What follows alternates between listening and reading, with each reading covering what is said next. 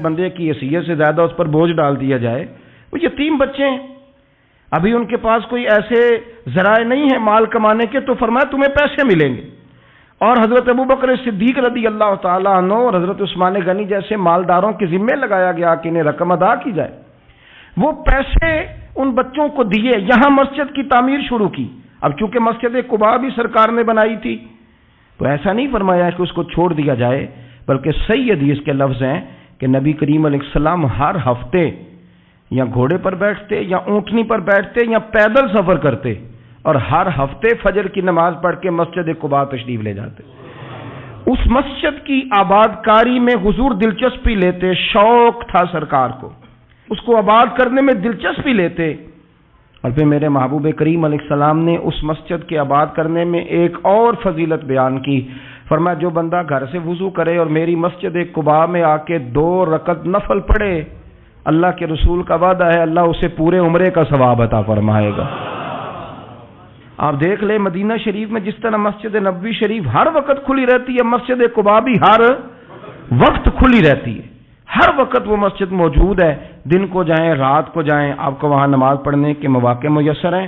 گویا حضور نے بنائی بھی ہے اور میرے نبی نے بسائی بھی ہے, اور وہ پوری طرح بسی ہوئی ہے. وہاں لوگوں کا آنا جانا ہے, وہاں ہر قسم کی خوشبو. یہاں حضور نے مسجد کی بنیاد رکھی, حجرہ کوئی نہیں ابھی بنایا, کسی زوجہ کے لیے رہنے کو کوئی جگہ نہیں بنائی.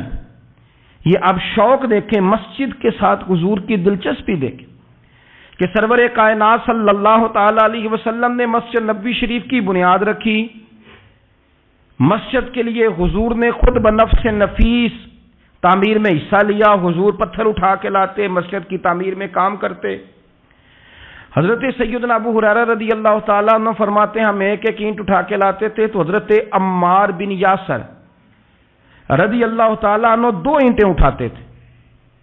تو جب وہ اینٹیں اٹھا کے لا رہے تھے تو ان کے کپڑوں کو کچھ مٹی لگ گئی.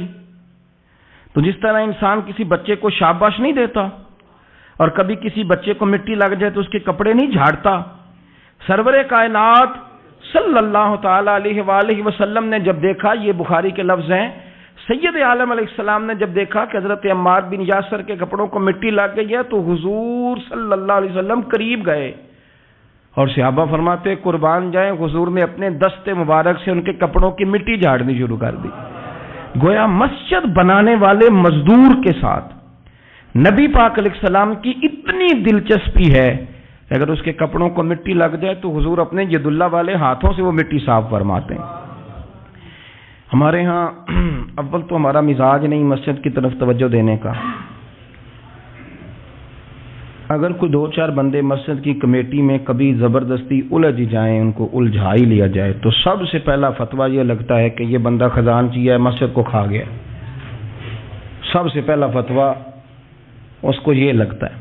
اور اکثر آپ ناراض نہ ہوں, یہ باتیں وہ لوگ کرتے ہیں جو ایک دھیلا نہیں دیتے مسجد میں. ان کو بڑی فکر ہوتی ہے دوسروں کے پیسوں کی, ہے جی, کہ اس نے پیسے دیے تھے تو یہ کھا گیا. مجھے بھی ایک دفعہ ایک جگہ میں گیا ہوا تھا, تو ایک صاحب کہنے لگے جی اس مسجد میں بڑا فنڈ آیا پر فلانا بندہ کھا گیا ہے. تو اس سے بھی تھوڑا سا وہ یہ ہوتا ہے کہ جب آپ کسی کے خلاف بات کرتے ہیں تو سامنے والا آپ کو اپنی ہمدردی دے کے تو 1-2 بات اور کرتا ہے. میں نے اس سے کہا کہ آپ نے کتنے پیسے دیے مسجد میں؟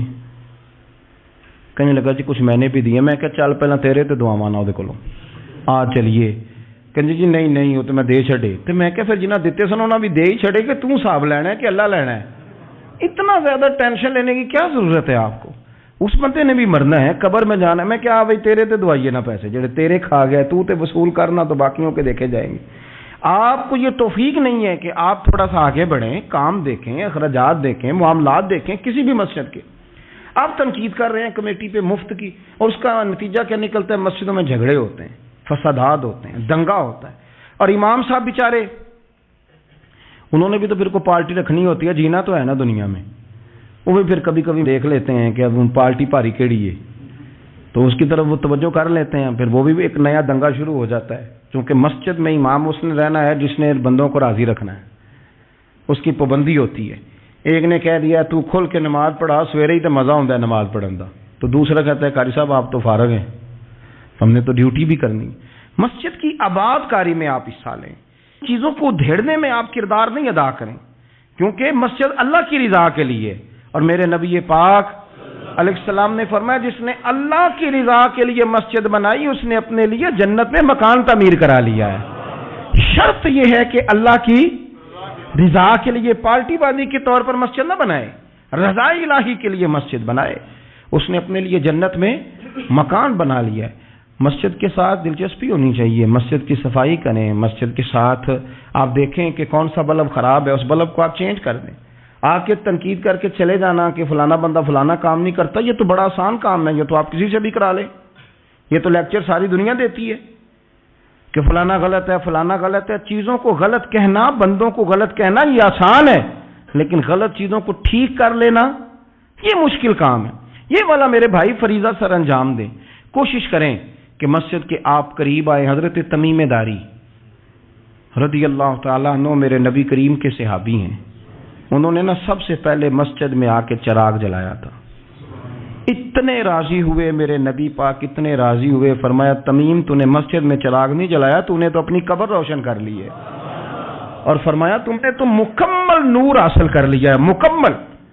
اور خاص حضور نے ڈیوٹی لگائی سیدنا بلال حبشی کی، وہ مسجد کا خیال کرتے، مسجد پہ توجہ دیتے، مسجد نبوی میں کون سی چیز کہاں کس انداز میں کرنی ہے، حضرت بلال وہ خدمت سر انجام دیتے۔ نبی پاک علیہ السلام مسجد کے لیے مختلف اوقات میں مختلف احکام جاری کرتے۔ پہلے سرکار دو عالم صلی اللہ علیہ وسلم نے ایک دروازہ مخصوص کر دیا تھا، فرمایا بھئی ایک فیصلہ میرا یہ ہے کہ اس گیٹ سے صرف عورتیں آئیں گی، مرد نہ داخل ہوں۔ حضور نے وقف کر دیا عورتوں کے لیے۔ پھر ایک وقت ایسا آیا کہ نبی پاک صلی اللہ علیہ وسلم کے بہت سارے صحابہ نے، جن کے گھر مسجد کے بالکل ساتھ ساتھ تھے، انہوں نے مسجد کے اندر دروازے کھول لیے تھے، مسجد میں آیا کرتے تھے۔ اللہ کے رسول صلی اللہ علیہ وسلم نے فرمایا بھی اب جماعت کا وقت ہوتا ہے اور بالکل دروازہ مسجد کے اندر تم نے کھولا ہوا ہے تو کچھ چیزوں میں مشکل پیدا ہوتی ہے، لہذا سارے دروازے بند کر دو، ایک دروازہ کھلا رہے، اور وہ ہے جناب ابو بکر صدیق کا۔ وہ آج بھی کھلا ہے مسجد نبوی میں، اس کو وہ دروازے کو بند نہیں کرتے، کبھی ضرورت ہو تو وہ آگے کوئی کنات لگا دیتے ہیں، دروازہ وہ ہمیشہ کھلا رہتا ہے، اس لیے کہ اس کو میرے نبی پاک نے کھولا ہے، وہ دروازہ کھلا رہتا ہے۔ حضور نے مختلف اوقات میں مسجد کی تزئین و آرائش میں، اس کی وسعت میں دلچسپی کا اظہار کیا۔ حضرت بلال جھاڑو دیتے، آنے والے لوگوں کا خیال کرتے۔ مجھے کہہ لینے دیں، اس کو سیاسی نہ رہنا سمجھے، مجھے کہنے دیں، اور میں بہت ساری احادیث اور بہت ساری سیرت کی کتابوں کا نچوڑ ایک جملے میں بیان کرتا ہوں۔ مسجد نبوی ایک پارلیمنٹ ہاؤس کا درجہ رکھتی تھی، اسی میں سارے فیصلے ہوتے تھے، اسی کے اندر کافروں کے ساتھ جو معاملات تھے وہ طے ہوتے تھے، اسی میں ہر چیز سیٹ ہوتی تھی۔ مسجد کے اندر ہماری سیاست ناپاک اس لیے ہوئی ہے کہ ہم نے مسجد سے باہر نکال دی۔ جب تک یہ مسجد کے اندر تھی، وضو کر کے لوگ بیٹھتے تھے، قرآن پاک کی آیات بیان کر کے اپنا موقف بیان کرتے، بڑا صاف ستھرا نظام چلتا تھا۔ امیر المومنین کا پارلیمنٹ ہاؤس مسجد ہوتی تھی، وہ مسجد میں بیٹھ کے سارے کام کرتے تھے، اور مسجد کے پاکیزہ ماحول کے اندر سارے کام مکمل کیے جاتے تھے۔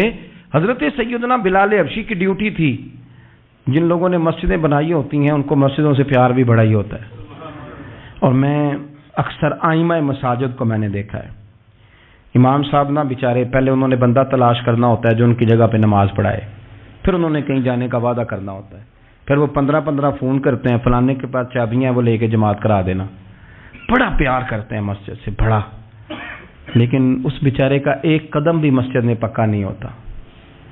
سارے نمازی غلطی کر لیں، بھول جائیں تو بچ جاتے ہیں، ان کو کوئی مسجد سے نہیں نکالتا، لیکن امام کبھی کسی موقع پر کسی بھی جگہ کو 2-4 جگہ پہ چھٹی کر لے، کوئی غلطی کر لے تو فارغ ہو جاتا ہے، حالانکہ سب سے زیادہ دلچسپی اس کی ہوتی ہے مسجد کے ساتھ۔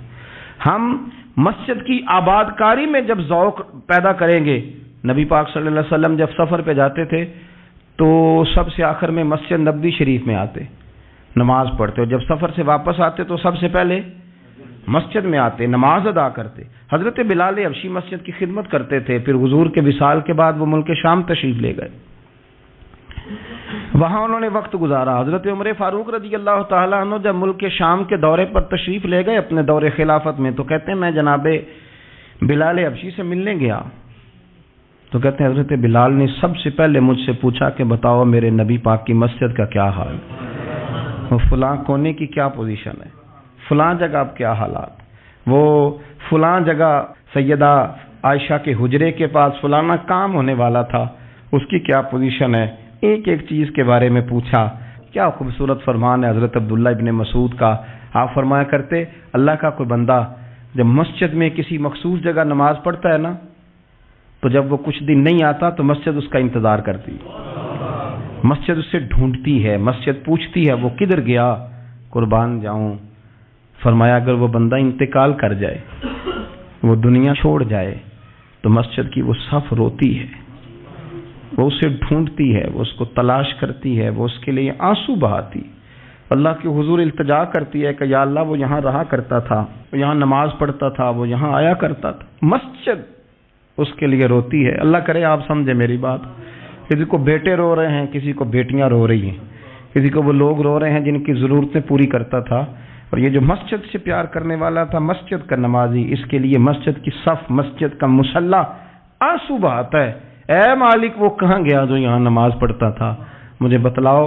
جس کو مسجد یاد کر کے روئے گی، پھر اس کی قبر پہ اللہ کتنی رحمتوں کا نزول فرمائے، پھر اس کے اوپر کس قدر کرم کی برکھا برسے، اسے کس قدر نوازا جائے گا جس کے لیے مسجد روئے گی۔ مسجد کا یہ اعزاز ہوگا جس کے لیے ایک صحابی نے عرض کیا تھا کہ یا رسول اللہ صلی اللہ علیہ وسلم میں نابینا ہوں، مجھے نظر نہیں آتا، اجازت ہے گھر میں نماز پڑھ لوں؟ تو میرے کریم علیہ السلام نے فرمایا تیرے کانوں میں اذان کی آواز جاتی ہے؟ حضور جاتی ہے۔ فرمایا پھر گھر نہ پڑھ، پھر مسجد آ کے پڑھ، پھر تو مسجد میں آیا کر، تو نماز پڑھا کر، تیرے کانوں میں آواز جاتی، لہذا تو مسجد میں آیا کر، یہاں آ کے نماز پڑھا کر۔ بہت سارے لوگ ہیں عدم دلچسپی، ہاں گھر میں بھی نماز پڑھنی چاہیے، مشکات میں حدیث ہے، نبی پاک علیہ السلام نے فرمایا اپنے